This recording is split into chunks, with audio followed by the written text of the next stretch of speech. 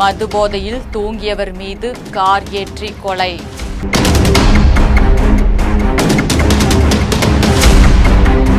கைது செய்யப்பட்ட நேரமே ஜாமீனில் வெளியே வந்த எம்பி மகள்.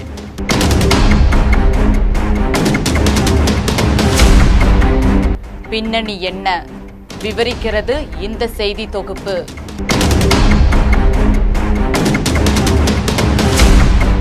சென்னை பெசன்ட் நகர் ஓடக்குப்பம் பகுதியைச் சேர்ந்த சூர்யா என்பவர் பெயிண்டராக பணிபுரிந்து வந்தார்.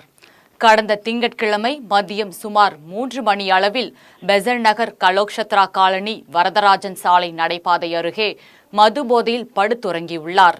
இந்த நிலையில் அவ்வழியாக சென்ற கார் சாலை ஓரம் மது போதையில் விழுந்து கிடந்த சூர்யாவின் மீது ஏறி இறங்கியதில் அவர் படுகாயமடைந்துள்ளார்.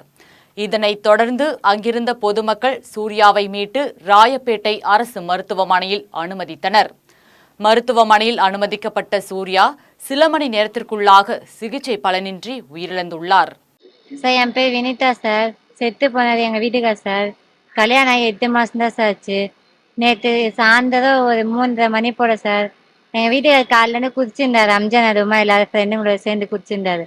குதிச்சுட்டு ரோட்ல படுத்திருந்தாரு. அது ஓரமாக தான் படுத்திருந்தாரு. அந்த காருக்கு பொம்பளை வந்து குதிச்சிருக்கு சார். குதிச்சுட்டு வந்து காரை வந்து அந்த யூதன் போகிற வரையில வேகமாக இருந்திருக்கு சார்.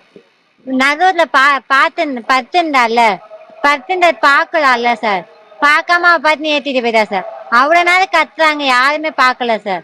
விபத்தை ஏற்படுத்திய காரில் 2 பெண்கள் வந்ததாகவும் விபத்து குறித்து கேள்வி எழுப்பிய பொதுமக்களிடம் வாக்குவாதத்தில் ஈடுபட்டு பின்னர் இருவரும் அங்கிருந்து தப்பி ஓடி உள்ளனர். உனக்கு அடிபடுது, பேசுறீங்க கூப்பிட்டு விட்டாச்சா? கேட்க சொன்னது கேட்டாச்சு. அதுக்கு நீ மட்டும் நீ யாரு கேட்கறதுக்கு? நீ யாரெல்லாம் கேட்க கூடாது. அது எப்படி கேட்காத இருப்பாங்க? இந்த மாதிரி ஆயிருந்தா உனக்கு என்ன ஒண்ணு ஆயிருந்தா உனக்கு என்ன ஒண்ணு ஆயிருந்தா 10 பேர் ரோட்ல கேட்க மாட்டாங்களா? அச்சு போட்டுட்டா கேட்க கூடாது. அவன் போதில வந்து ஊந்துட்டான். சரி, உன்னை வந்து யாரும் கத்தலையே, உங்களை கிட்ட யாரும் கத்தலையே. நீயா கூட்ட வாடா போடான்னு பேசாதீங்க.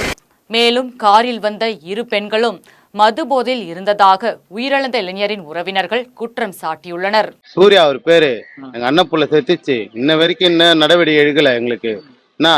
நாங்க சுந்தரப்பட்ட ஸ்டேஷனுக்கு போயிட்டு இப்ப மறுபடியும் ஓடி ஆறோம். இன்னும் எங்களுக்கு நடவடிக்கை எடுக்கல. நாங்க ராயப்பேட்டில் போயிட்டு வரணும். இப்போ உயிரிழந்த சூர்யாவின் உறவினர்கள் காவல்துறையினருக்கு தகவல் தெரிவித்த நிலையில் சம்பவ இடத்திற்கு வந்த பெசன்ட் நகர் போலீசார் விசாரணை மேற்கொண்டனர். காரு அவன் ஏத்துன வேகத்துக்கு நிறைய பேர் வந்தாங்க சார். ஜனம் வந்த உடனே இவ கார் எடுத்து போய் எங்கேயோ ஒளிய வச்சுட்டா சார். காரை பிடிச்சிட்டு வாங்கன்னு சொல்லி ஒளிய வச்சுட்டு அவ பார்த்து வந்து நிக்கிறா சார்.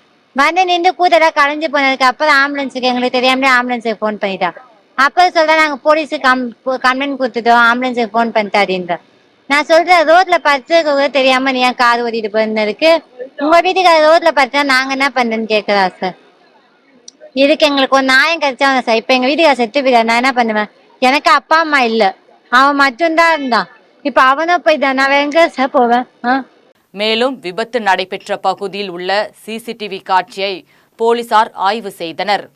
விபத்து நடைபெற்ற சிசிடிவி காட்சிகளில் கார் பதிவெண் மற்றும் தப்பி ஓடிய பெண்களின் புகைப்படம் ஆதாரங்கள் இருந்தும் தப்பி ஓடிய பெண்களை ஏன் கைது செய்யவில்லை என கூறி உயிரிழந்த இளைஞரின் உறவினர்கள் பெசன்ட் நகர் காவல் நிலையத்தை நள்ளிரவு முற்றுகையிட்டதால் பரபரப்பு ஏற்பட்டது.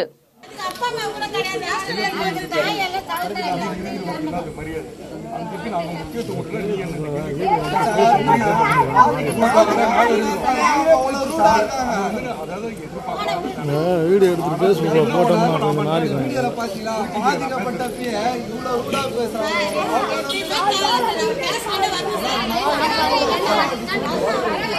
விபத்தை ஏற்படுத்திய பெண் ஆந்திர மாநிலம் ஒய்எஸ்ஆர் காங்கிரஸ் கட்சி ராஜ்யசபா எம்பி பீடா மஸ்தான் ராவின் மகள் பீடா மாதுரி என்பது விசாரணையில் தெரிய வந்தது. அவங்க இடிச்சவங்க கூட்டு வந்தாங்களா? அந்த வண்டி எடுத்துன்னு வந்துட்டாங்களா? வரல சார், மாத்தி சொல்லியிருக்காங்க. இப்ப நேத்து சொன்னாங்க சார். நேற்று 7 மணி தான் நாங்க இங்க உட்காந்துட்டு இருக்கோம் சார். நேற்று சொன்னாங்க நைட்டு 8 மணி ஆயிடுச்சு, காலைல வருவாங்க 8 மணிக்கு. நாங்க நேற்று நைட்ல இருந்து இங்க தான் சார் உட்காந்துட்டு இருக்கோம். காலைல ஃபுல்லா யாருமே வரல சார். அதுக்கப்புறம் 12-1 மணி போல சொல்றாங்க சார். சாயந்தரம் போல இது பண்ணலாம். அப்புறம் அந்த ஸ்டேஷன் போனோம், அந்த ஸ்டேஷனுக்கு சொன்னாங்க சார். அங்க போனா அங்க யாருமே இல்ல. அப்புறம் இங்க சொல்றாங்க சார். காலைல இருந்து அலைஞ்சிட்டு இருக்கோம் சார் இன்னும். இந்த வரைக்கும் நடவடிக்கை எடுக்கல. ஆமா சார், இப்பதான் அந்த பொண்ணு வந்திருக்கு சார், அந்த ஆக்சிடென்ட் பண்ண பொண்ணு. சரி.